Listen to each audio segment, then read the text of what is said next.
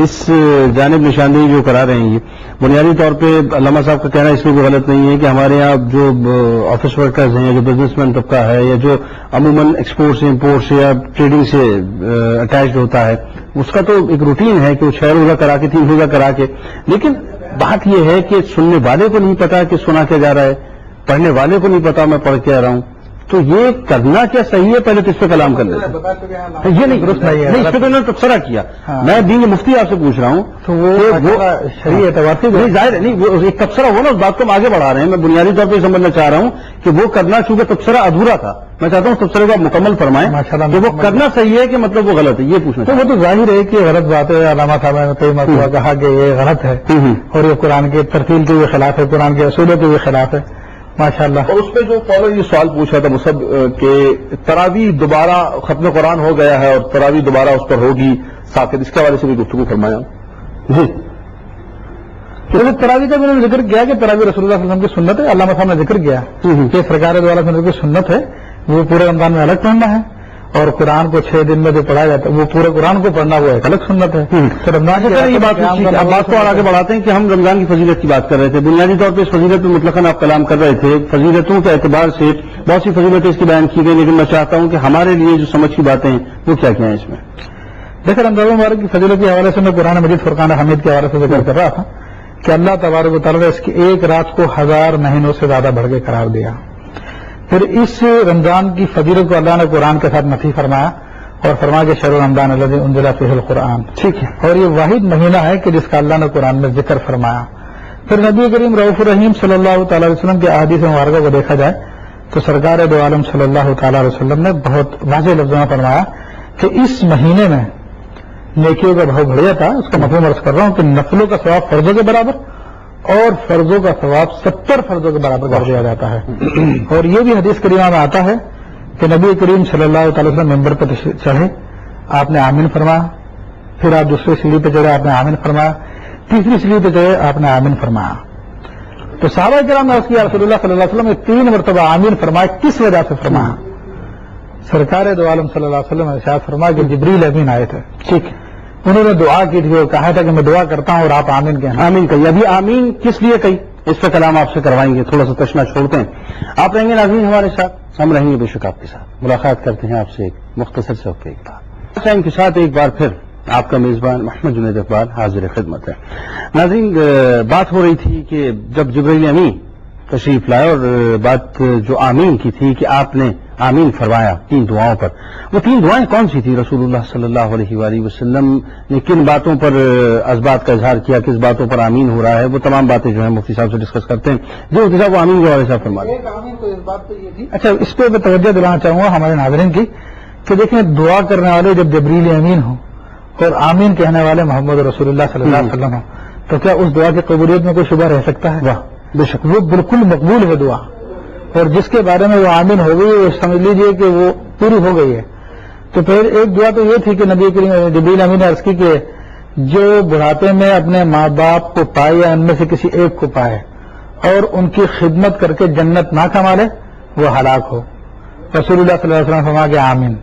تو چنانچہ وہ لوگ جو اپنے ماں باپ کی قدر نہیں کرتے، چھوٹی چھوٹی دنیا کے معاملے میں ان سے لڑتے ہیں جھگڑتے ہیں، چھوٹے ہر چیز میں معاوضہ کرنا شروع کر دیتے ہیں اور ان کو راضی کر کے جنت نہیں کماتے تو وہ جہنم کے مستحق ہیں. تو جبریل امین نے ان کے خلاف دعا کی اور رسول اللہ صلی اللہ علیہ وسلم نے آمین کہی ہے. دوسری دعا سرکار دو عالم صلی اللہ علیہ وسلم کی یہ تھی کہ جب نبی کریم حضرت جبریل امین کی دعا کہ جب نبی کریم صلی اللہ علیہ وسلم کا نام نامی اس میں گرامی لیا جائے اور درود نہ پڑھا جائے تو وہ شخص ہلاک ہو. تو اس پر نبی کریم صلی اللہ علیہ وسلم نے آمین کہی. تو وہ لوگ جو درود شریف پڑھنے میں کنجوسی کرتے ہیں، بخل سے کام لیتے ہیں، سستی کر جاتے ہیں، تو ان کے لیے بھی یہ سخت وعید ہے. اور تیسری جو بات ہمارے اس موضوع سے متعلق ہے، نبی حضرت جبریل امین نے دعا کی کہ جو شخص ماہ رمضان المبارک کا مہینہ پائے اور اس میں عبادت کر کر اپنی مغفرت نہ کروا لے وہ شخص ہلاک ہو. اللہ. تو اس پر نبی کریم صلی اللہ علیہ وسلم نے آمین کہی. تو یہاں سے اندازہ ہوا کہ اس مہینے کو یہ عبادت کا مہینہ ہے اور اس مہینے کو عبادت میں استعمال کرنا چاہیے. اور جو لوگ اس سے غافل ہیں وہ اس کی اہمیت سے غافل ہیں اور حقیقتاً وہ رسول اللہ کی آمین پر ہلاک ہونے والے لوگوں میں سے ہیں. علامہ صاحب آپ کیسے دیکھتے ہیں اور کون سی ایسی فضیلت ہے رمضان المبارک کی جو ہماری نگاہ میں آتی بھی ہے اور اس پہ ہم توجہ نہیں کیا کرتے. خاص طور پر نبی کریم صلی اللہ علیہ وسلم کی حدیث پاک ہے مشکوٰۃ شریف کے اندر کتاب الصوم میں کہ رمضان وہ مبارک مہینہ ہے کہ ان الجنت تزخرف لرمضان الی راس الحول. فرمایا کہ رمضان المبارک کے لیے سال کے شروع سے، سال کے آغاز ہی سے جنت کو سجایا جاتا ہے، آراستہ کیا جاتا ہے جنت کو. اور جیسے کہ میں نے ابتدا میں عرض کی کہ سب مہینے اللہ کے، سب راتیں اللہ تعالیٰ کی ہیں، لیکن کچھ ایام اور کچھ راتیں ایسی ہوتی ہیں جس میں خصوصی رحمتوں کا نزول ہوتا ہے. لیکن رمضان کو ہم دیکھتے ہیں کہ رمضان المبارک کی ہر گھڑی، رمضان کی رات ہو، رمضان کا دن ہو، وقت سحر و افطار ہو، خاص طور پر اللہ تبارک و تعالیٰ کی رحمتوں کا نزول ہوتا ہے.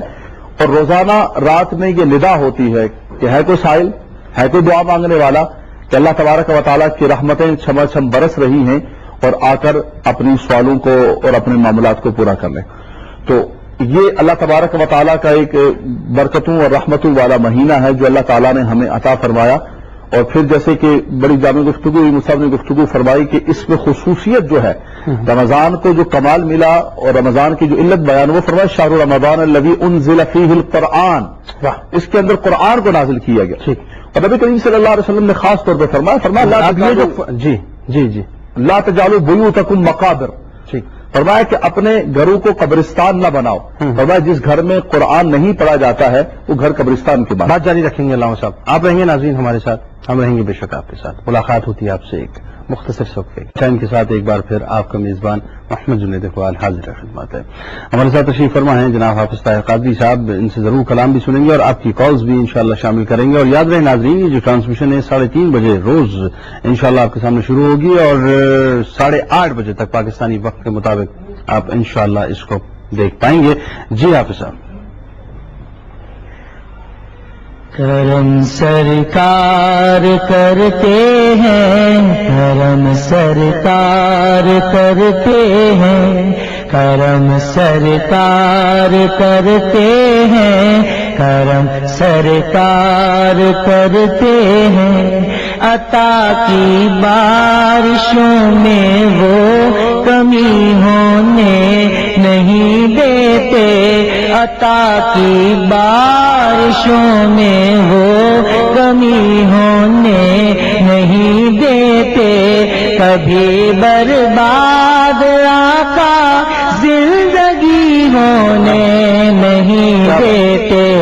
کرم سرکار کرتے ہیں، کرم سرکار کرتے ہیں، کرم سرکار کرتے ہیں، کرم سرکار کرتے ہیں، کرم سرکار کرتے ہیں، کرم سرکار کرتے ہیں، کرم سرکار کرتے ہیں.